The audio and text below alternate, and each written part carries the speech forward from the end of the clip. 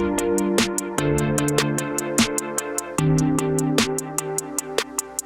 there. Thanks for allowing me to join your group. Back in 1982, my wife Celine and I got married, and we were really young. That's going on 39 years ago this December. I was 20, just turned 20, and she was 19. And we were in college. In fact, we got married at Christmas during my junior year in college. And I remember telling my father that I was engaged and wanted to get married, and kind of having to talk with him. We walked around the block together. Of course, I'd asked Celine's father for permission to, did the traditional thing. But I was talking to my dad about it, and he took me for a walk around the block, and he said, I'm going to tell you the same thing my dad told me when I got married about your age. He said, if you're old enough to get married, you're old enough to support yourself. So you're going to be completely on your own as an adult if you're going to pull the trigger and get married. And I said, yes, sir. And I decided I was never going to ask for money. I was just going to make my way, which I did. But we were in college. We were working part-time jobs. We went for a year after that first semester of being married. We went for a year to Indonesia to service student missionaries. Didn't make any money. They gave us like $30 a month, and my wife used it all up on postage because she was so homesick and couldn't really afford to call back in those days, and the line was terrible. We couldn't hardly hear. So we got back, and we had nothing, and we had 1 year left of school. She was working hard to try to do 2 years in one to graduate with me. And so we both worked part-time, but we had to limit our part-time hours during that final year to accomplish our studies.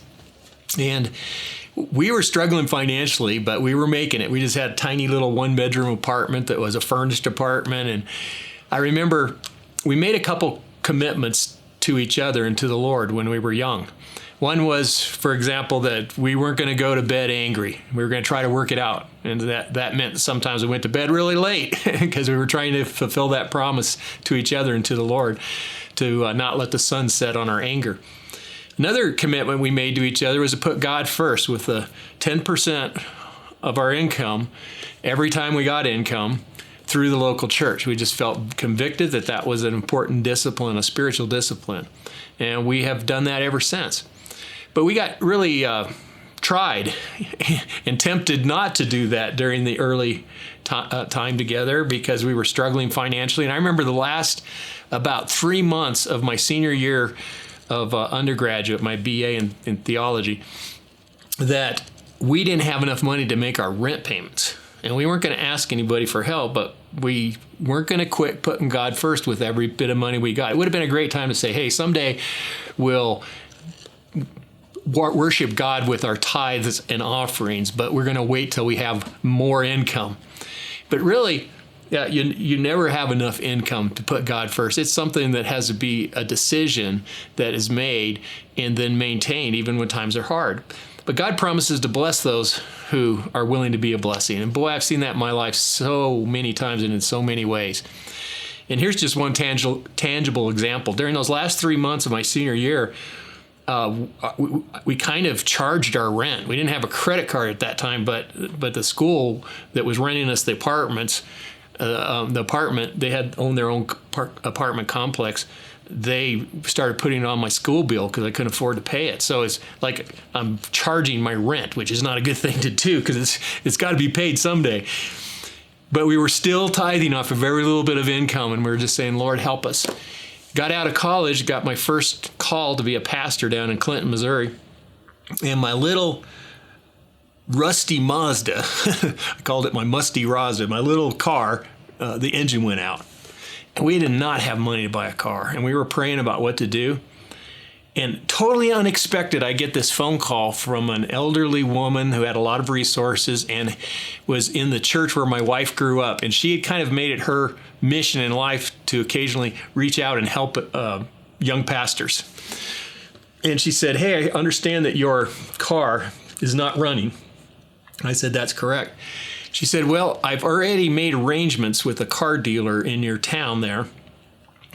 If you go down there, you can look through all of their used cars and pick one that's $3,000 or less. I could not believe it. That was a lot of money back then. It's still, you can get a decent car for $3,000, but back then it's probably like getting a $10,000, $15,000 car now.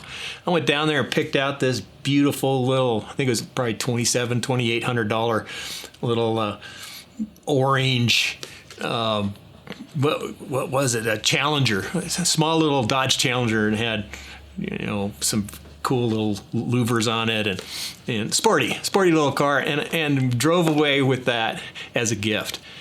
And I thank the Lord for it. Now, I'm not saying that if you put God first with your money, you're going to get a car unexpectedly. You might, and you might not. You might struggle. And there's been times when we struggled, even though we were hoping for blessings, and they didn't seem to come, at least not tangibly, because there's also intangible blessings the Lord gives us.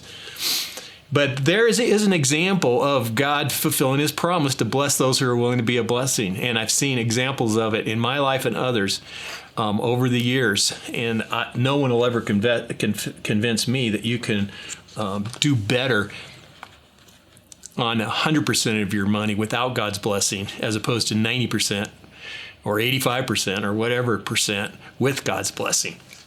So in our discussion, we're talking about giving away our resources to honor and worship God and support his work.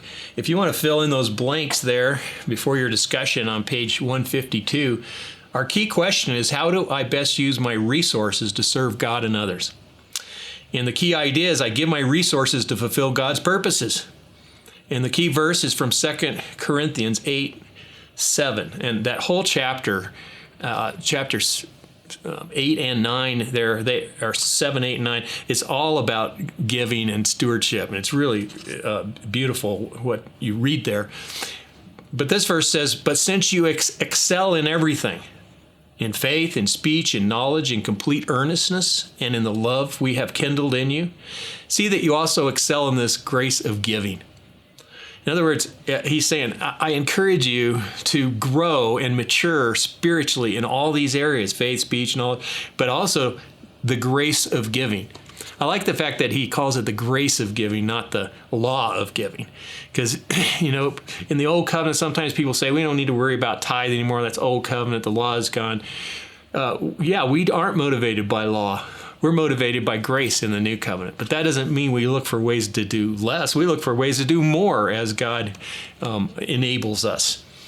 And so the key application, there's 3 of them. It says your willingness comes from a heart moved by God's purposes. That's responding to God's grace and seeing God's purposes that need to be fulfilled in the world. That's what motivates us, not an old covenant law. Resources go beyond money, of course, time, talent, treasure we talk about, but there's even resources that are you don't think about sometimes that can be an offering to God. Sometimes people give cars and we give them away to single moms. Sometimes people give other kinds of tangible things towards God's work. By the way, I would encourage you, if you haven't already done this, to think of that after you die, how you do your will is a part of your stewardship. I hope you have a will, so if you have family, they don't all fight over everything when you're gone. Celine and I updated our will not that long ago, and I can even share with you, if you're interested, a resource where you can get a will and a trust done for free if you're willing to make a donation in that to Grace Place Church or to a ministry.